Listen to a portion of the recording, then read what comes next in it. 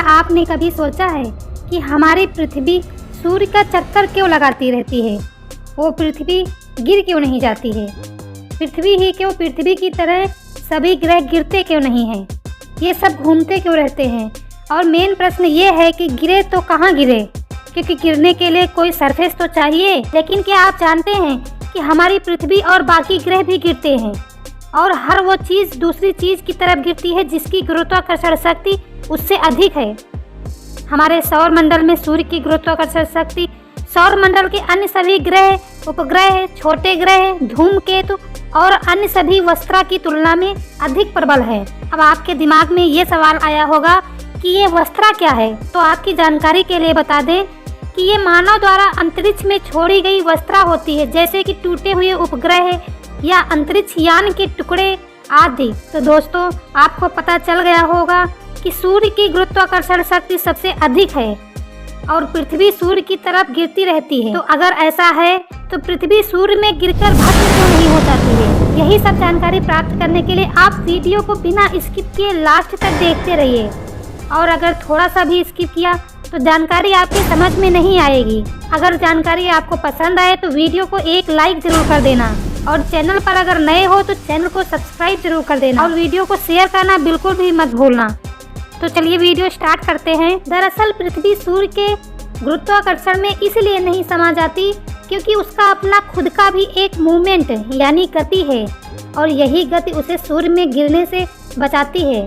सूर्य का गुरुत्वाकर्षण और पृथ्वी का गुरुत्वाकर्षण गति एक ऐसी जगह पर स्थिर है जहां पृथ्वी का अंतहीन गिरना एक चक्कर बन जाता है, जिसे हम साइंटिफिक भाषा में ऑर्बिट भी कहते हैं। गुरुत्वाकर्षण और कक्षा में घूमने के इस नियम को न्यूटन ने एक कैनल बॉल यानी तोप के गोले से दर्शाने की कोशिश की है।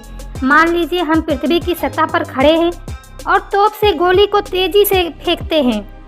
एक दूरी तय करने के बाद गोला पृथ्वी के गुरुत्वाकर्षण की वजह से जमीन पर आ गिरेगा।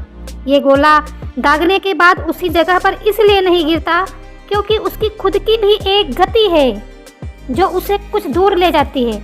दूसरी बार मान लीजिए हम गोले को कई गुना तेजी से फेंकते हैं तो वह पहले वाली जगह से कई गुना आगे गिरेगा।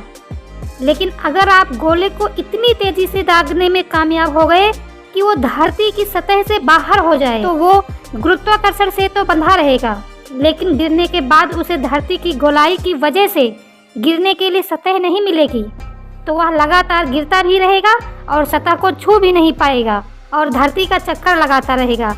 इसी को ही हम ऑर्बिट कहते हैं। इसी नियम पर सैटेलाइट काम करते हैं। हमारी धरती भी इसी नियम पर सूर्य के चारों ओर चक्कर लगाती रहती है। वह सूर्य की तरफ गिरती तो रहती है, लेकिन अपनी गति की वजह से उसका गिरना एक चक्कर में बदल जाता है।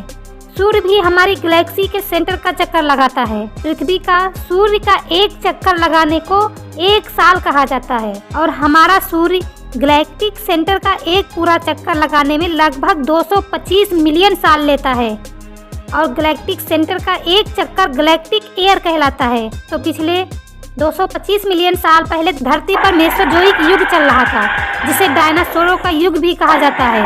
तब धरती पर डायनासोरों का राज था। इस ब्रह्मांड में हमारी औकात चींटी के बराबर भी नहीं है। तो दोस्तों, आपको जानकारी ये कैसी लगी कमेंट में ज़रूर बताइएगा, और ऐसी ही जानकारी प्राप्त करने के लिए आप चैनल को सब्सक्राइब कर लीजिए और वीडियो को एक लाइक ज़रूर करना।